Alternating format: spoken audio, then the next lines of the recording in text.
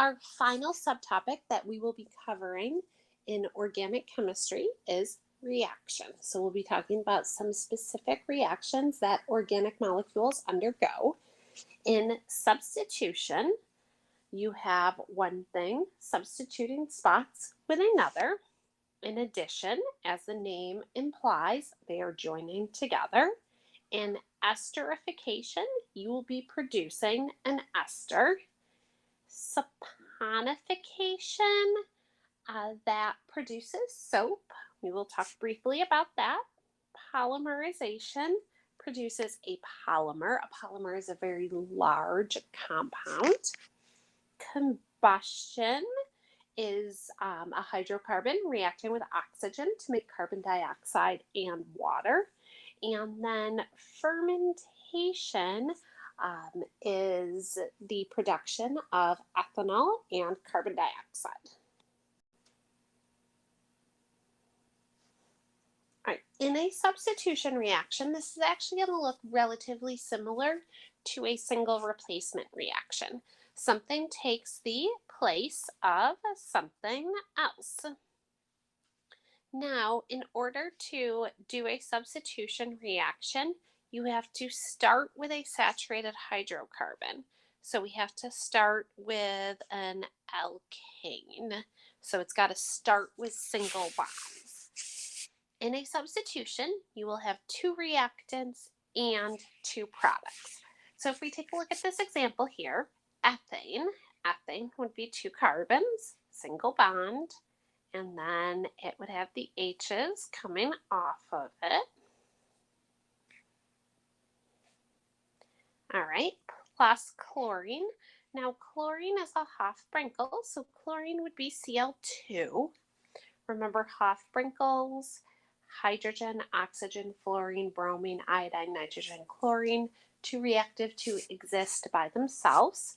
So if you see chlorine, it's either got to be an ion, part of a compound, or Cl2. All right, in a substitution, basically one of the H's is going to switch spots with one of the Cl's. They both make one bond, so it's relatively easy for them to switch. So this will produce, we would still have the two C's. We would still have most of our H's, but one of the H's would have substituted off for the chlorine. And then my other product would be HCl. So it would be the H that came off with the remaining chlorine. Now, alternately, you could have this reaction substitute off two H's. So then there would be two chlorines on the carbon chain, and then your second product would be H2.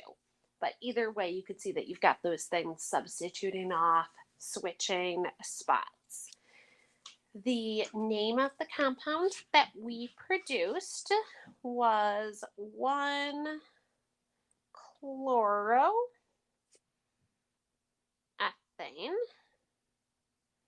and then HCl hydrochloric acid.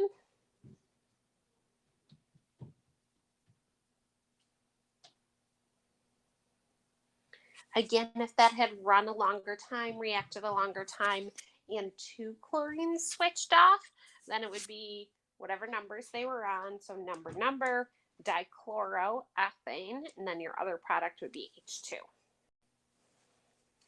In an addition reaction, as the name implies, we are going to be joining together. So this one, a couple of technicalities here. It has to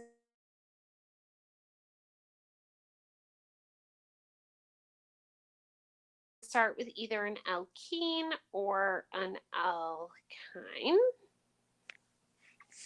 This occurs at a very, very high temperature in the presence of a catalyst, and the double or triple bond breaks. And then the atom or even a group then gets added into that point.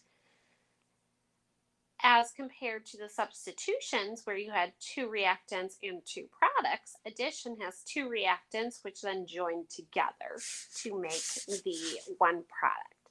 So if we have ethene, we would have two C's, double bond, because of the ene ending. Then we would have two H's coming off of each carbon, so that carbon has 4 bonds total, plus Cl2. Again, chlorine is a Hofbrinkel. All right, really high temperature presence of a catalyst that is going to cause that double bond to break. Oops, that's supposed to be an H. Okay, once that double bond breaks, that would not be stable because carbon needs to have the 4 bonds. So chlorine kind of swoops in here and attaches to the carbon atoms. And now carbon has 4 bonds. Everybody's happy. And we made 1,2-dichloroethane. All right, some practice questions. Which hydrocarbon will undergo a substitution reaction with chlorine? Okay, so first off, they said hydrocarbon. So it can't be A because that would have oxygens in it. And it can't be D because that would have chlorines in it. If it's a substitution reaction, that means we need to start with a saturated hydrocarbon, which means it needs to have all single bonds, which means it must have the ane ending. It must be an alkane, so therefore B would be our choice. Number 2, which hydrocarbon? So ethanoic acid is not a valid choice because that is not a hydrocarbon. Dichloroethane, also not a hydrocarbon. Hydrocarbon contains just hydrogen and carbon. Ethanoic acid has O, 2 O's in it. Dichloroethane would have chlorines in it. So those are not valid choices. Undergo an addition reaction. In order to undergo an addition reaction, it needs to be unsaturated, meaning it must contain either a double or a triple bond. So it has to have either the ene ending or the YNE ending, signifying double bond, triple bond. Therefore, C is our correct question, or correct answer. Sorry about that. All right, here is an example. So we see we are starting with a hydrocarbon. It's got C's and H's, and that's reacting with Br2, and then they all join together to make one. So therefore, that would be an addition reaction because they're joining together.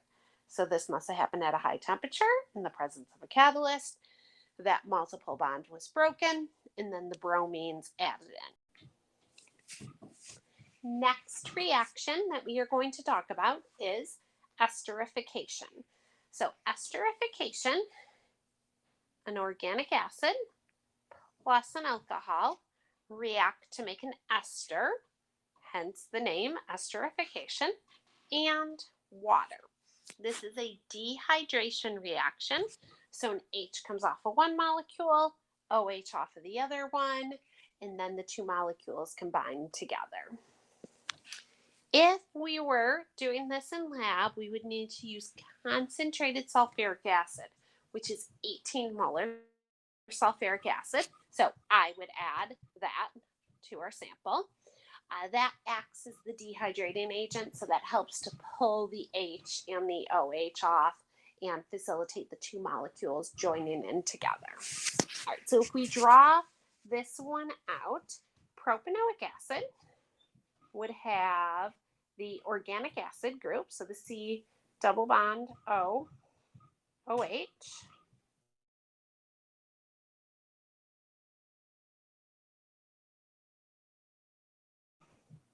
And then our H's, I have to put that one H off to the side. Okay. we would react that with methanol. So methanol would be an alcohol with one C, then our H's. Okay, an H and OH have to come off, and they have to come off the acid and the alcohol groups, not the carbon chain. So take an OH off of one, H off of the other. That would produce water. And then, in order to make my ester, the two molecules basically smush together. So I'm going to draw them down towards the bottom here. So you would take the 3 carbons that had been part of the propanoic acid.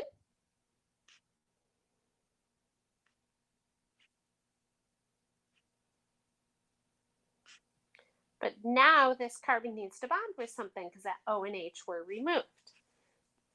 You have the O and the C from the methanol that also need to bond to something, so they join together. And then we see we have the ester group in the middle, the C double bond O with the O. Now this also might make the names for esters make more sense. So esters have the something YL, something anoate. This one would be methyl propanoate because the part that contains the double bond O goes with the OH ending. So 3 carbons are connected to the double bond O, propanoate. Now, if you look back, it came from propanoic acid and methanol, so methyl propanoate. So the name makes a little bit more sense once you see what that ester is derived from. So we have a couple of questions on esterification. So what we have to remember for esterification is we make an ester. That's the easy part. The name helps us with that. We have to remember that it's an organic acid plus an alcohol that produces an ester and water. So if we have ethyl pentanoate, that's an ester. It's got to be formed from an organic acid and an alcohol. So I already know one of my ingredients is ethanol. Therefore, the ingredient that I'm missing is the organic acid. So I cross off C, I cross off D. Now I look at the name. Ethanol, ethyl. So I'm missing the pent part. So B must be my answer. So ethanol plus pentanoic acid would make ethyl pentanoate. Next question, same idea, butyl propanoate. So again, we recognize that as being an ester. Esters are formed from an organic acid and an alcohol. The ingredient they gave us was propanoic acid. So the ingredient that I'm missing this time is the alcohol. So I cross off B, I cross off D. Now I look at my names. Propanoic acid, propanoate. So the part that I'm missing is the butyl part. So therefore A is my correct answer. Last question for this video. Which of the following reactions represents esterification? Esterification is organic acid. So you're looking for the COOH group, the COO group, plus an alcohol. So the OH group makes an ester that's got that COO in the middle and water. So that is going to be choice D. I've got the alcohol, that would be methanol, plus the organic acid. That would be propanoic acid because I got 3 carbons total. Makes an ester. We see that COO in the middle and water. Choice B is showing us a substitution. Choice C is showing us an addition reaction.